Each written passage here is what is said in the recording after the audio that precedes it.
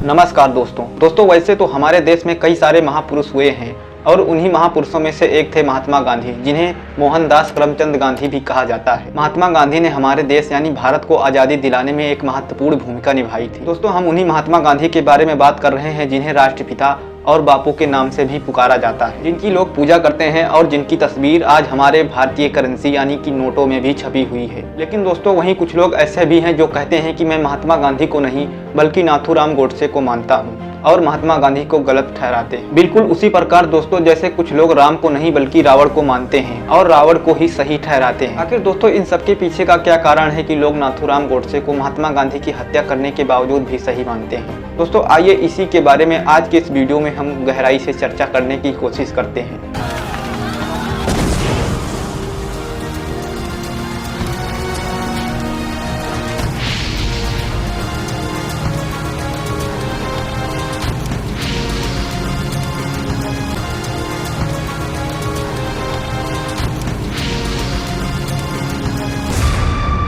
दोस्तों, महात्मा गांधी का जन्म 2 अक्टूबर 1869 को पोरबंदर के गुजरात राज्य में हुआ था। गांधी जी अपने पिता के चौथी पत्नी की सबसे छोटे संतान थे। उनके पिता करमचंद, जो ब्रिटिश आधिपत्य के तहत गुजरात में एक छोटी सी रियासत की राजधानी पोरबंदर के दीवान थे। गांधी जी की मां पुतलीबाई पूरी तरह से धर्म में लीन रहती थी। उन्हें साज सज्जा या गहनों की कोई परवाह नहीं थी। वे ज्यादातर मंदिरों में रहती थी और अधिकतर उपवास रहा करती थी। गांधी जी ऐसे घर में बड़े हुए थे जहां पर रीति रिवाजों का पालन पोषण हुआ करता था। पोरबंदर में शैक्षिक सुविधाएं अधिकल्पित थी। मोहनदास ने जिस प्राथमिक स्कूल में पढ़ाई की, वहाँ के बच्चे धूल में अपनी उंगलियों से वर्णमाला लिखते थे। हालांकि मोहनदास ने कभी कभी स्थानीय स्कूलों में पुरस्कार और छात्रवृत्ति भी जीती थी, लेकिन उनका रिवार्ड कुल मिलाकर औसत दर्जे का ही हुआ करता था। 13 वर्ष की उम्र में मोहनदास करमचंद गांधी की शादी कर दी जाती है। गांधी जी को जब भी अपने बीमार पिता और मां के घरेलू कामकाजों से फुर्सत मिलती थी, तब उनके दिमाग में एक ही चीज का ख्याल आता था और वो था एकांत लंबी यात्रा का। ऐसी अत्यधिक निष्क्रियता के साथ उनका बचपन बड़े ही विद्रोह के साथ गुजरा था। महात्मा गांधी जो भी गलतियां करते थे उन्हें दोबारा न करने के लिए खुद से वादा करते थे और वे उस वादे को पूरा भी किया करते थे।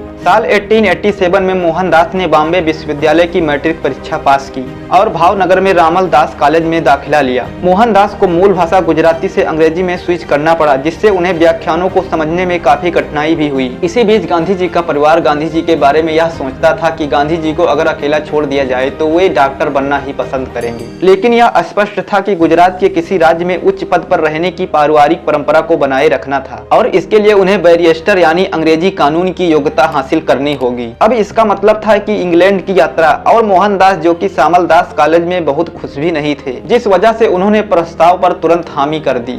लेकिन इंग्लैंड की यात्रा करने को साकार करने से पहले उन्हें कई कठिनाइयों का सामना करना पड़ा। मोहनदास के पिता के पास इंग्लैंड में पढ़ाई करवाने के लिए उतना पैसा भी नहीं था और उनकी माता भी नहीं चाहती थी कि मोहनदास दूर देश में जाकर पढ़ाई करे। लेकिन मोहनदास इंग्लैंड जाने के लिए बहुत ही ज्यादा उत्सुक थे। फिर उनके भाई ने धन जुटाया और साल सितंबर 1888 में इंग्लैंड को रवाना हो गए। गांधी जी ने अपनी पढ़ाई को गंभीरता से लिया और लंदन विश्वविद्यालय की मैट्रिकुलेशन परीक्षा देकर अपनी अंग्रेजी और लैटिन भाषा को सुधारने की कोशिश की। उन्होंने इंग्लैंड में 3 वर्ष बिताए, जहां पर उन्हें कई समस्याओं का सामना भी करना पड़ा। गांधी जी ज्यादातर शाकाहारी भोजन करते थे। बचपन में उन्होंने कभी कदार जो मांस खा लिया था उसकी बात अलग थी, लेकिन इंग्लैंड में उन्हें ज्यादातर नॉन वेज होटल ही दिखाई पड़े, जिस वजह से गांधी जी को बहुत ज्यादा समस्या हुई। लेकिन सौभाग्य से गांधी जी को इंग्लैंड में एक शाकाहारी होटल भी मिल जाता है। जुलाई 1891 में जब गांधी जी भारत लौटे तो उनके लिए दर्दनाक आश्चर्य की प्रतिज्ञा थी, क्योंकि उनकी अनुपस्थिति में उनकी मां की मृत्यु हो चुकी थी। उन्हें निराशा भी हुई कि बैरिस्टर की डिग्री एक आकर्षक करियर को भी गारंटी नहीं देती है और कानूनी पेशे में भी पहले से बहुत ज्यादा भीड़ भाड़ हुई थी।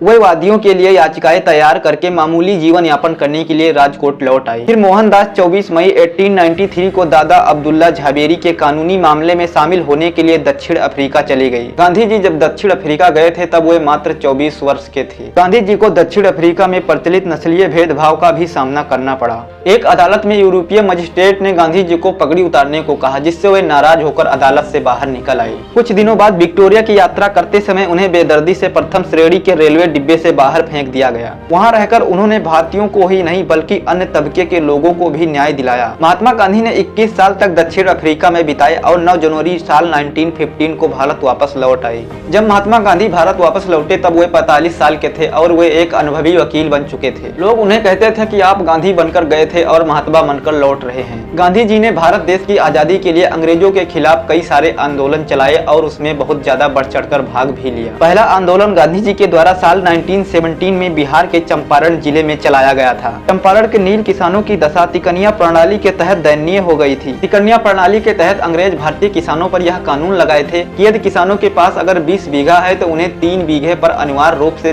नील की खेती करनी पड़ेगी। इतना ही नहीं, अंग्रेज किसानों की फसलों को भी सस्ते दामों पर बेचने के लिए मजबूर करते थे। किसानों की इन्हीं समस्याओं को देखते हुए किसान के नेता राजकुमार शुक्ल ने महात्मा गांधी से मिलकर उनसे मदद मांगी। फिर गांधी जी ने एक योजनाबद्ध अहिंसक विरोध के माध्यम से अंग्रेजों द्वारा लगाए गए अवैध कर से किसानों को मुक्त किया। अंग्रेजों के खिलाफ दूसरा आंदोलन गांधी जी ने साल 1918 में चलाया था। यह आंदोलन गुजरात के खेड़ा जिले में चलाया गया था। जो किसान पहले से भी फसल विफलता और अकाल से पीड़ित थे, ब्रिटिश सरकार उन पर भी अधिक कर वसूल करती थी, जिसके विरोध प्रदर्शन में महात्मा गांधी समेत कई अन्य नेताओं की गिरफ्तारी भी हुई थी। हालांकि यह आंदोलन अंग्रेजों के खिलाफ एक मील का पत्थर साबित हुआ था, क्योंकि गांधी जी के गिरफ्तारी के बाद भी यह आंदोलन रुका नहीं और बढ़ता ही चला गया, जिस वजह से अंग्रेज किसानों की इन मांगों को मानने से मजबूर हो गए और अंततः उन्हें इस कर को हटाना पड़ा। साल 1920 में महात्मा गांधी के द्वारा तीसरा आंदोलन असहयोग आंदोलन चलाया गया था। 13 अप्रैल साल 1919 को अमृतसर के जलियांवाला बाग हत्याकांड ने पूरे देश को झकझोर कर रख दिया था और इसी दुखद घटना के कारण असहयोग आंदोलन की शुरुआत भी हुई थी। असहयोग आंदोलन के दौरान लोगों ने ब्रिटिश सरकार की वस्तुओं, स्कूलों,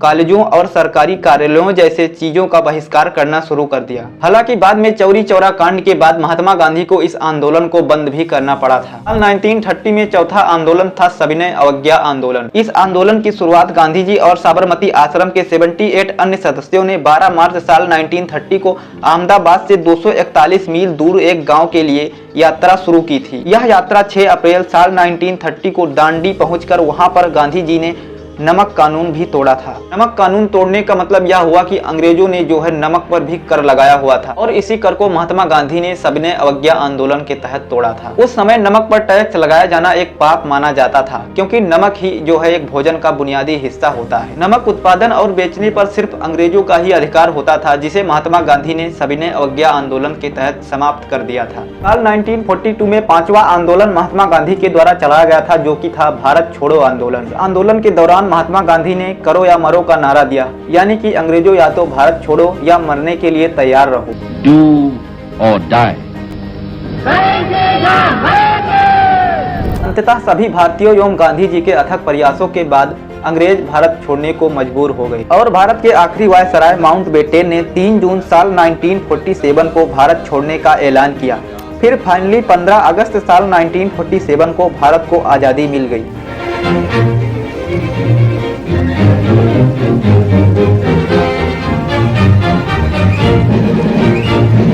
महात्मा गांधी की विचारधारा थी कि अगर कोई आपके गाल पर एक थप्पड़ मारता है तो उसे दूसरा गाल भी दे देना चाहिए। दोस्तों, सोचने वाली बात यह है कि महात्मा गांधी जब इतने अच्छे थे, उन्होंने देश की आज़ादी के लिए इतनी अहम भूमिका निभाई, तो आखिर कुछ लोग उनके बारे में गलत शब्द और गलत चीजें क्यों कहते हैं? और फिर नाथूराम गोडसे ने इतने भले और देशभक्त की महात्मा गांधी की हत्या क्यों की? दोस्तों, महात्मा गांधी से जुड़ी कुछ ऐसी बातें हैं जो शायद बहुत कम ही लोग जानते हैं। आज के इस वीडियो में हम उन सब बातों की चर्चा करेंगे, तो उसके बाद में आपका डिसीजन सही होगा कि आप महात्मा गांधी को मानते हैं या नाथूराम गोडसे को। साल 1942 में भारत छोड़ो आंदोलन के समय पुणे के आगा खां पैलेस में गांधी जी और उनकी पत्नी कस्तूरबा को नजरबंद कर दिया गया था। तब गांधी जी के भाई की पोती मनुबेन पुणे में महात्मा गांधी और उनकी पत्नी की सेवा करने के लिए आई थी। जब मनुबेन महात्मा गांधी की पुणे में सेवा करने के लिए आई थी, तब वह मात्र 17 साल की थी। इसी दौरान महात्मा गांधी ने अपनी पोती मनुबेन के साथ ब्रह्मचर्य के प्रयोग करना भी शुरू कर दिया। इस बात को खुद महात्मा गांधी जी ने अपने पर्सनल सेक्रेटरी प्यारे लाल नैयर को बताया था। गांधी जी 30 सितंबर साल 1946 को प्यारे लाल नैयर को एक पत्र लिखा, जिसमें उन्होंने ब्रह्मचर्य के प्रयोगों के बारे में बताया था और यह पत्र संपूर्ण गांधी वांग्मय के खंड 94 के पेज नंबर 367 पर भी छापा हुआ है। संपूर्ण गांधी वांग्मय की सच्चाई पर कोई भी सवाल नहीं उठा सकता, क्योंकि यह भारत सरकार के दिशा निर्देशन में छापा गया है। लेकिन दोस्तों, संपूर्ण गांधी वांग्मय में महात्मा गांधी के बारे में चौंकाने वाला खुलासा भी किया गया। गांधी जी ने इस पत्र में लिखा है, मैं उसे यानी मनबेन को अपने साथ सोने दे रहा। वह मेरे साथ बिना कोई वस्त्र पहने गहरी नींद में सोती है। जब भी कोई काम हो तो उसे जगाना पड़ता है, चाहे वह 2 बजे हो या 3 बजे। मैं इसे एक अच्छी निशानी मानता हूँ कि वह इस तरह से मेरे साथ सो पाती है। उस समय दोस्तों महात्मा गांधी की उम्र 77 साल थी और मनबेन की जो उम्र है वो 18 साल हो चुकी है। मनबेन बहुत ज्यादा पढ़ने लिखने की शौकीन थी, इसीलिए वह हर रोज सोने से पहले एक डायरी भी लिखा करती थी और रोज सुबह गांधी जी इस डायरी के हर एक पन्ने पर अपनी हस्ताक्षर भी करते थे, जिससे भविष्य में इस डायरी में लिखी गई किसी भी बात पर कोई भी जो है गलत सवाल ना उठा सके। मनबेन के द्वारा लिखी गई यह डायरी अब भारत सरकार के अभिलेखागार में रखी हुई है। इस डायरी के कुछ अंश भारत की नंबर 1 मैगजीन इंडिया टुडे ने 17 जून साल 2017 को प्रकाशित किया था। इस डायरी में मनबेन ने 21 दिसंबर साल 1946 को लिखा था कि आज रात जब बापू, सुशीला बेन और मैं एक ही पलंग पर सो रहे थे तो उन्होंने मुझे गले से लगाया और प्यार से थपथपाया। उन्होंने लंबे समय के बाद मेरा आलिंगन किया, यानी कि गले से भी लगाया। फिर बापू ने अपने साथ सोने के बावजूद यौन इच्छाओं के मामले में मासूम बने रहने के लिए मेरी तारीफ भी की। गांधी जी और मनबेन के इस रिश्ते को लेकर हर तरफ बातें बनाई जाने लगी। मनबेन ने अपने इस दर्द को 21 जुलाई साल 1947 को अपनी डायरी में लिखते हुए कहा, ब्रह्मचर्य के प्रयोगों पर विवाद गंभीर रूप लेता जा रहा है। मुझे संदेह है कि अफवाहें फैलने के पीछे अमतुसलाम बेन, सुशीला बेन और कनु भाई उनका हाथ है। जब मैंने बापू को ये बात बताई तो वो मुझसे सहमत होते हुए बोले कि पता नहीं सुशीला बेन को इतनी जलन क्यों हो रही है। बापू ने मुझसे कहा कि अगर मैं इस प्रयोग में बेदाग निकल आई तो मेरा चरित्र आसमान चूमेगा। बापू का कहना था कि यह उनके ब्रह्मचर्य का यज्ञ है और मैं इस यज्ञ का पवित्र हिस्सा हूँ। उन्होंने कहा कि अगर सब हमारा साथ छोड़ जाएं तब भी ईश्वर के आशीर्वाद से हम यह प्रयोग सफलतापूर्वक करेंगे और फिर इस महापरीक्षा के बारे में सारी दुनिया को बताएंगे। सरदार पटेल समेत देश के बड़े बड़े नेता यह नहीं चाहते थे कि महात्मा गांधी इस तरह के ब्रह्मचर्य के प्रयोग करें। इसके लिए सरदार पटेल ने एक बार महात्मा गांधी से कहा भी था कि आप इस ब्रह्मचर्य के प्रयोग को रोक दीजिए, लेकिन फिर भी महात्मा गांधी नहीं माने। गांधी जी ने मनबेन ही नहीं बल्कि आभा, प्रभा, सुशीला, सरला और कंचन के साथ भी ब्रह्मचर्य के प्रयोग किए थे और इसी ब्रह्मचर्य की प्रयोग की वजह से लोग गांधी जी को तरह तरह की बातें कहते थे और जिस वजह से समाज में गांधी जी की छवि को बहुत ज्यादा धक्का भी लगा था। अब आइए दोस्तों समझते हैं कि आखिर गोडसे ने महात्मा गांधी की हत्या क्यों की थी और लोग गोडसे को इसके बारे में सही क्यों ठहराते हैं। Bapuji, little father, here are flowers. Today at least I can offer them to your bones and ashes. Where will I offer them tomorrow and to whom?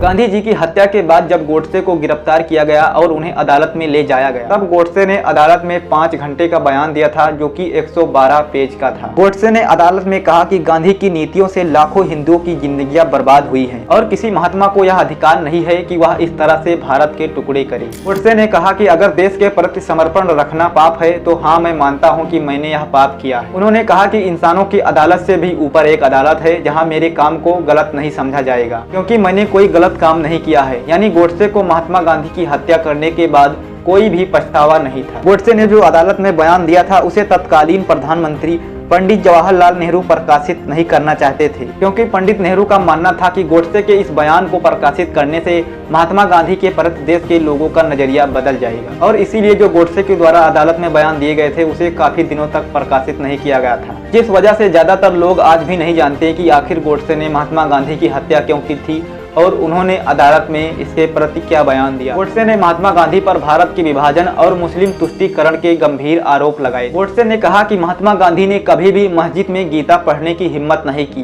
क्योंकि उन्हें पता है कि मुस्लिम इसके विरोध में खड़े हो जाएंगे, लेकिन हिंदू मंदिरों में महात्मा गांधी ने कुरान पढ़ना जरूर शुरू कर दी। गोडसे का मानना था कि महात्मा गांधी मुस्लिम तुष्टीकरण की राजनीति कर रहे हैं। हालांकि महात्मा गांधी अपने पूरे जीवन काल में सिर्फ एक बार ही मंदिर गए थे। गोडसे का मानना था कि महात्मा गांधी हमेशा हिंदू मुस्लिम की बात करते हैं लेकिन हमेशा अंग्रेजों के बांटो और राज करो के एजेंडे को ही बढ़ावा देते हैं। गोडसे के खिलाफ फैसला देने वाले 3 जजों में से एक जस्टिस GDS खोसला ने अपनी पुस्तक दी मर्डर ऑफ द महात्मा में लिखा है कि जिस दिन नाथूराम गोडसे ने अदालत में अपना बयान दे रहे थे तो वहां पर मौजूद सभी लोगों की आंखों में आंसू थे। भीमराव अंबेडकर ने गोडसे के वकील से बात की और उन्होंने कहा कि मैं आपकी फांसी को जो है आजीवन कारावास में बदलाने में मदद कर सकता, लेकिन इसके बारे में गोडसे ने कहा कि नहीं, मुझे फांसी मंजूर है, जिससे लोगों को पता चल सके कि महात्मा गांधी का जो है नॉन वायलेंस आंदोलन वो फांसी पर लटक गया। गांधी जी से मेरी शत्रुता नहीं थी, लोग कहते हैं कि पाकिस्तान योजना में उनका मन शुद्ध था। मैं ये बताना चाहता हूं कि मेरे मन में देश प्रेम के अतिरिक्त कुछ न था।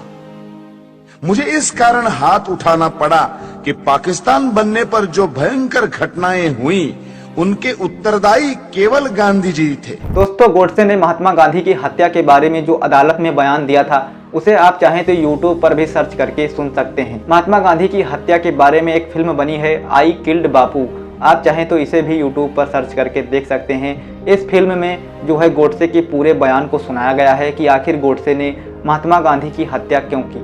दोस्तों, इस वीडियो में जो भी बताया गया है, जितनी भी जानकारियां हैं, उसके बारे में आप इस वीडियो के डिस्क्रिप्शन बॉक्स से डाउनलोड कर सकते हैं। बाकी दोस्तों, आपकी क्या राय है, आप किसे सही मानते हैं, महात्मा गांधी को या गोडसे को? वीडियो को देखने के लिए आपका बहुत बहुत धन्यवाद।